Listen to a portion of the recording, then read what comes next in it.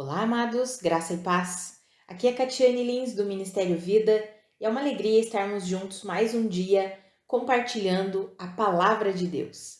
Nós estamos meditando no Evangelho de Lucas e o nosso capítulo de hoje é o capítulo 17. Eu quero compartilhar com os irmãos um devocional extraído dos versículos 1 até o 10. Hoje nós vamos ler um texto um pouquinho longo, mas nós vamos compartilhar aí algumas coisas bem interessantes para o nosso aprendizado na nossa vida cristã. Então, do versículo 1 em diante, ali no capítulo 17, está escrito assim: Jesus disse aos seus discípulos: é inevitável que aconteçam coisas que levem o povo a tropeçar. Mas ai da pessoa por meio de quem elas acontecem. Seria melhor que ela fosse lançada no mar com uma pedra de moinho amarrada no pescoço, do que levar um desses pequeninos a pecar. Tomem cuidado. Se o seu irmão pecar, repreenda-o, e se ele se arrepender, perdoe-lhe. Se pecar contra você 7 vezes no dia, e 7 vezes voltar a você e disser: estou arrependido, perdoe-lhe. Os apóstolos disseram ao Senhor: aumenta a nossa fé.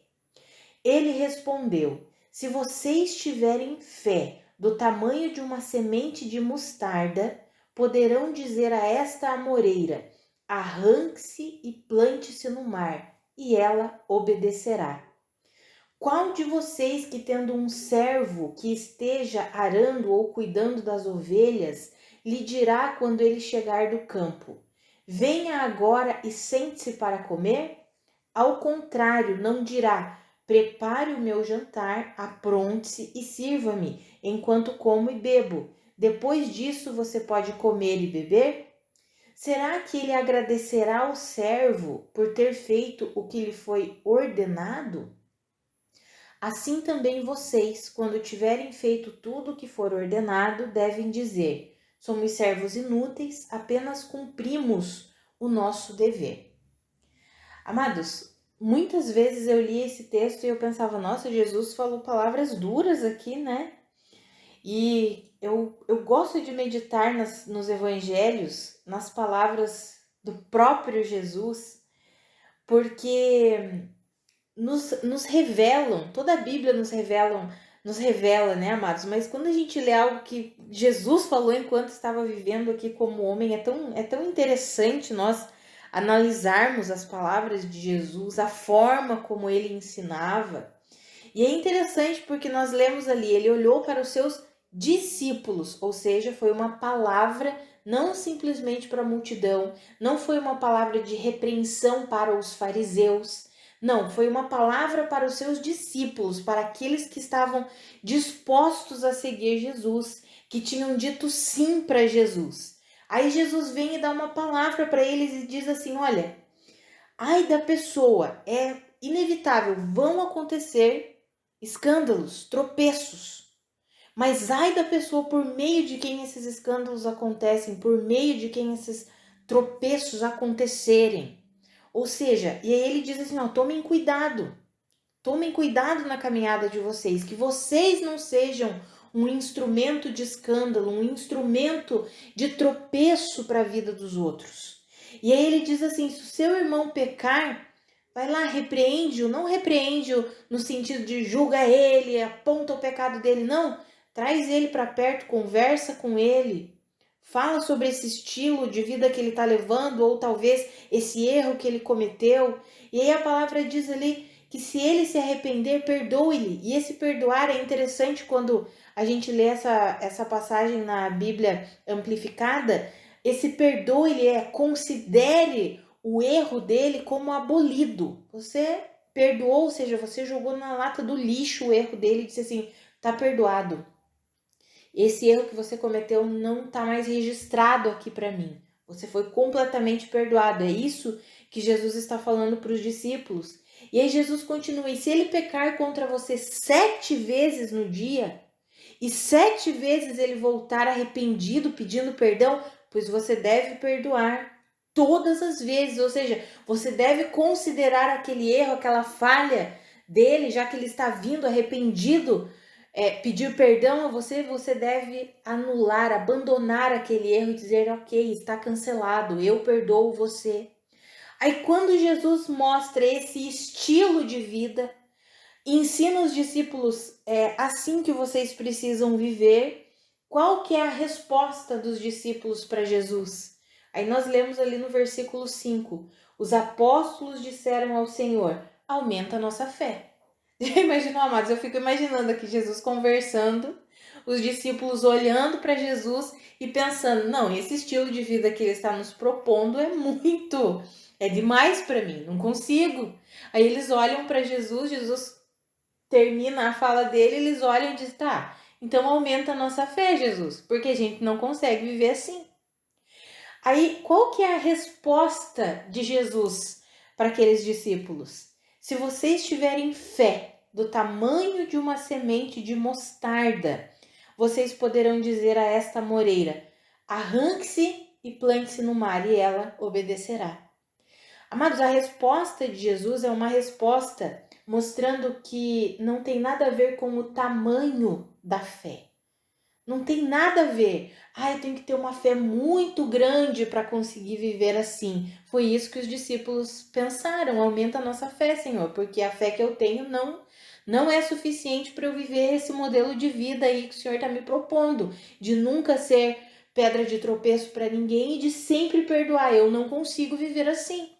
E aí Jesus olha para eles e diz assim, ei, não é sobre o tamanho da fé, porque se vocês tiverem uma fé do tamanho de um grão de mostarda, o grão de mostarda é bem pequeno, vocês vão conseguir dizer a esta moreira, uma moreira cresce em torno de 10 a 12 metros, ou seja, é uma árvore bem grande. Aí Jesus está comparando a mostarda, o grão da mostarda é pequeno e a mostarda cresce numa árvore pequena. Aí Jesus está querendo dizer, não é questão de tamanho.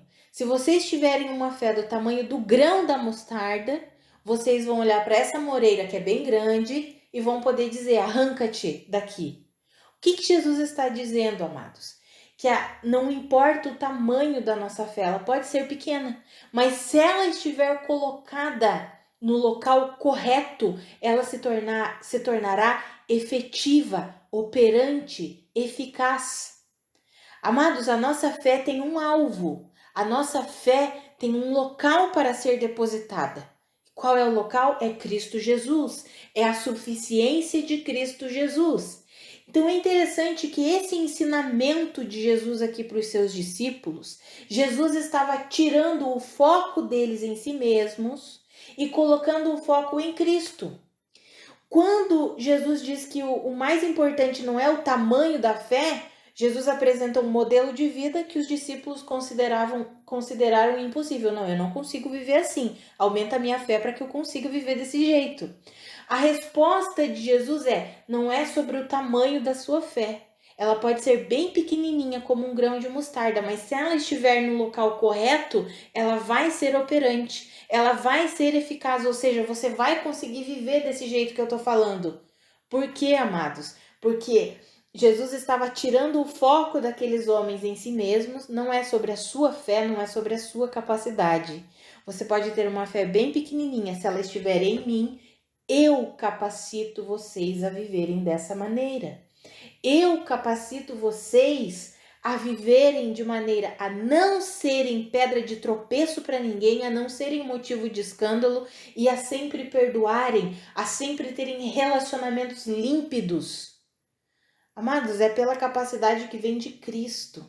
Então esse ensinamento de Jesus, que parece duro, não é que é duro, é porque Jesus estava tirando o foco aqueles homens. Eles tinham talvez uma mentalidade muito parecida com a dos fariseus, porque era o tipo de ensino que eles recebiam até então. Era dos fariseus, dos mestres da lei. E nós sabemos que os fariseus e os mestres da lei tinham um conceito de si mesmo muito elevado. Eles achavam que era pela capacidade deles, pelo que eles faziam. E aí, quando vem Jesus declarando as boas novas, os discípulos pensam, bom, agora é pela fé em Jesus, mas eu vou precisar ter uma fé muito grande. Não, Jesus está dizendo, ei, você pode ter uma fé bem pequenininha, mas se ela estiver em mim, eu mesmo, a minha presença capacita você a viver dessa maneira, de maneira que glorifique a Deus. E aí Jesus continua, e ali no versículo 7 em diante ele dá um exemplo, ele diz assim, qual de vocês, tendo um servo, esse servo chega, depois de ter arado a terra, trabalhado no campo, cuidado das ovelhas, ele chega, qual de vocês que vai dizer, ei, vem aqui, sente-se, coma?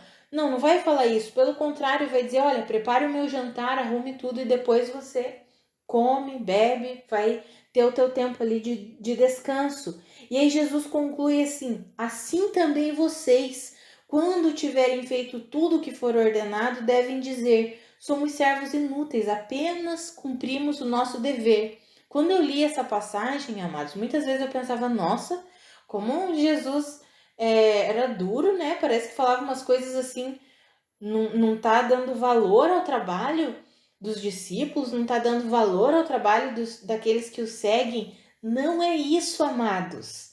Jesus valoriza e valoriza muito a nossa vida, o nosso trabalho. Mas sabe o que Jesus está ensinando? Olha todo o contexto.